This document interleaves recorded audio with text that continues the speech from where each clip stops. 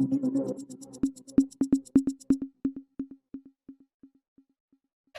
वालेकुम नाज़रीन, मेरा नाम मुदस्सिर नवाज़ है और आप मेरा यूट्यूब चैनल देख रहे हैं।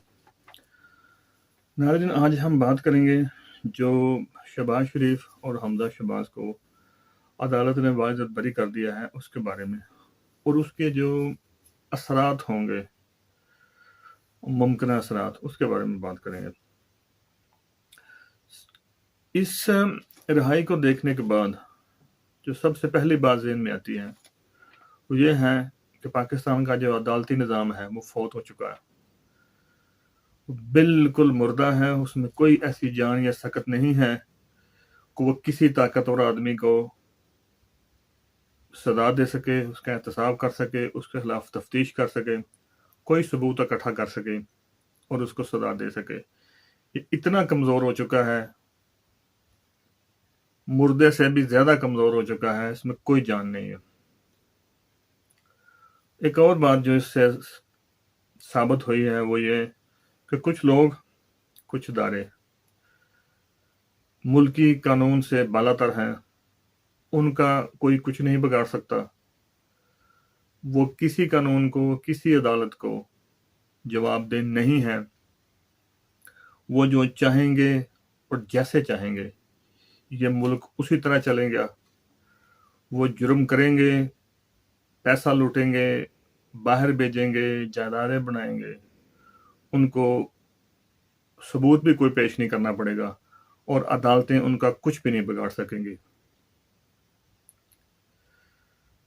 एक और बात जो इससे साबित होती है, कुछ शख्सियात, कुछ अदारे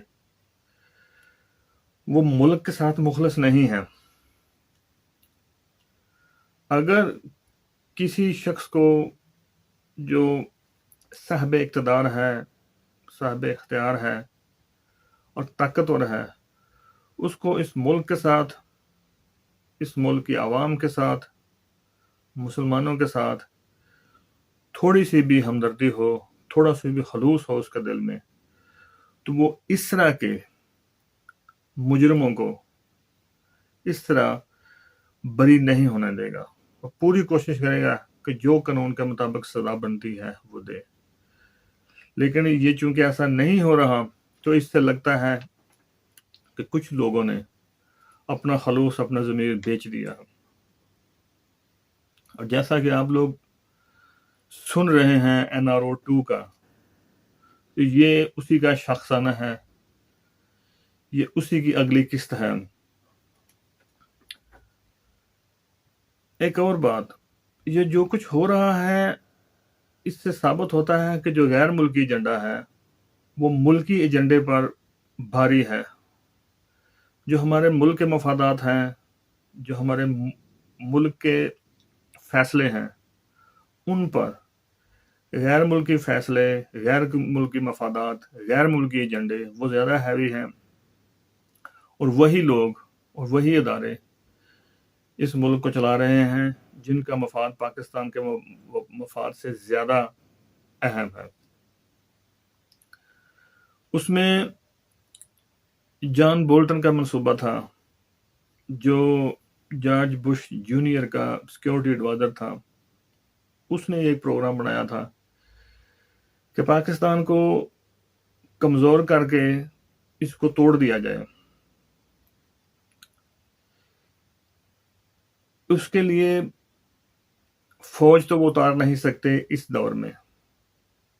फौज कशी करना किसी मुल्क के खिलाफ ये एक और बात होती है, उससे उस मुल्क की आवाम जो है वो खड़ी हो जाती है अपने मुल्क को बचाने के लिए। लेकिन सियासी तौर पर किसी मुल्क को तबाह कर दिया जाए उसके अपने ही लोगों के जरिए या अपने ही सियासतदानों के जरिए, तो जो लोगों की उंगलियां हैं वो उन आकाओं की तरफ, यानी अमेरिका की तरफ नहीं उठेंगी, बल्कि इन्हीं की तरफ उठेंगी जिनको वो बतौर मोहरा इस्तेमाल कर रहे हैं। जब किसी कौम का माल लूटा जाता है, पैसा लूटा जाता है, तो वो सिर्फ पैसा नहीं होता, सबसे पहले उस मुल्क का वकार लुट जाता है। दूसरी बात, उस मुल्क की जो अदलिया है उसकी नेक नामी खत्म हो जाती है। तीसरी बात, उस मुल्क का मुस्तकबिल लूट लिया जाता है। अगली आने वाली नस्ल या कई नस्लों की तालीम, तरबियत लूट ली जाती है। गरीबों की सेहत लूट ली जाती है। मजदूरों की मजदूरी लूट ली जाती है। कई माँओं, कई बापों, कई वालिदैन की जो उम्मीदें हैं वो लूट ली जाती हैं। जवानों का मुस्तकबिल लूट लिया जाता है। बच्चों का बचपन लूट लिया जाता है। पैसा लूटना ये इसी तरह है जैसे किसी जिस्म से खून निकाल लिया जाए, क्योंकि आजकल के दौर में सारे का सारा जो निज़ाम है वो मुआश पे चलता है। अगर किसी मुल्क की मुआश ही लूट ली जाए, पैसा ही लूट लिया जाए, तो उसके पीछे क्या रह जाता। अब देखने वाली बात यह है कि इसका क्या किया जा सकता, कौन क्या कर सकता है, आवाम क्या कर सकती है, मुखलिस लोग क्या कर सकते हैं, इदारे क्या कर सकते हैं। आवाम को ये करना चाहिए कि वो नेक नीति के साथ जो बंदा उनको लगता है कि मुखलिस है मुल्क के साथ, कौम के साथ, उनके साथ, उसके पीछे खड़े हो जाए और खुदा के लिए उठ जाए। ये मुल्क आपका है, सियासतदानों का ये मुल्क नहीं है। सियासतदान सिर्फ अपने फायदे के लिए आते हैं, आपको सामने रखते हैं, लेकिन अपने फायदे इस्तेमाल करते हैं। इसलिए आप उठें, जो बात ठीक है, हक है, उसको हक कहें। जो बात गलत है, जो बंदा गलत है, उस बंदे को गलत कहें। जो बंदा ठीक है, जो बात हक है, उसको हक कहें। दूसरी बात, अपने आप को किसी किस्म का धोखा मत दें। यह आपके मुस्तकबिल का और आपके औलाद के मुस्तकबिल का इन्हिसार इसी पर है कि आपके मुल्क पे हुक्मरान कौन होता है। आप माशाल्लाह बाशऊर हैं, आप समझ सकते हैं, आप देख सकते हैं, आप सोच सकते हैं। मुझे जो तकलीफ हुई है ये सब कुछ देखकर, उसको मैं अल्फाज में बयान नहीं कर सकता। अगर यही मुकदमे, यही लूटमार किसी और मुल्क में हुई होती तो आज तक वो पैसा भी वापस आ जाना था और सजाएं भी हो जानी थी।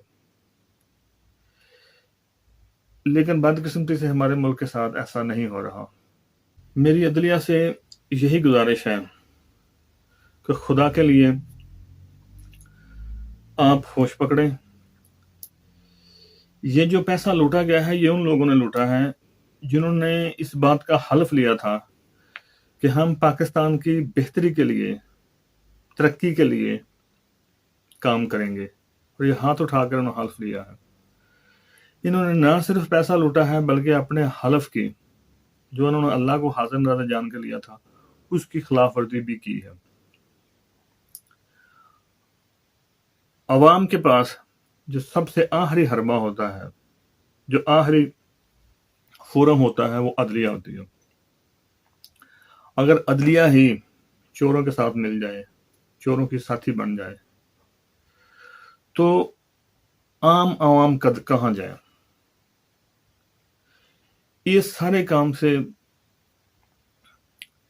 जो मुजरिम हैं या जो जुर्म करने वाले हैं, उनकी हौसला अफजाई होती है कि ये भी छूट गया है, हम भी छूट जाएंगे।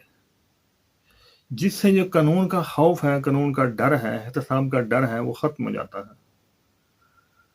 और अगर किसी मुल्क से कानून का एहतराम, कानून का खौफ खत्म हो जाए, तो वहाँ लाकानूनियत शुरू हो जाती है। आपके पास दुनिया में बहुत से ऐसे मसाले हैं जहाँ अदलिया का निज़ाम फेल हुआ और मुल्क के मुल्क तबाह हो गए। अगर आप यही चाहते हैं कि ये मुल्क तबाह हो जाए, इसकी आवाम एक दूसरे को मारना पीटना शुरू कर दे, लूटना शुरू कर दे, मुजरिम हुकूमतों में आ जाएं, तो आपकी मर्जी है। آپ جانیں اور آپ کا خدا جانے. میں تو صرف یہ التماس ہی کر سکتا ہوں اور دعا کر سکتا ہوں کہ اللہ تعالیٰ ہمارے ملک پر پاکستان پر رحم کرے اور اس کو مجرموں سے نجات دلائے اور ترقی کی راہ پر اس کو گامزن کرے. ناظرین آج کے لیے اتنا ہی. انشاءاللہ تعالیٰ کسی اور بات چیت کے لیے، کسی اور مقصد کے لیے، کسی اور ٹاپک کے ساتھ پھر حاضر ہوں گے. اللہ حافظ.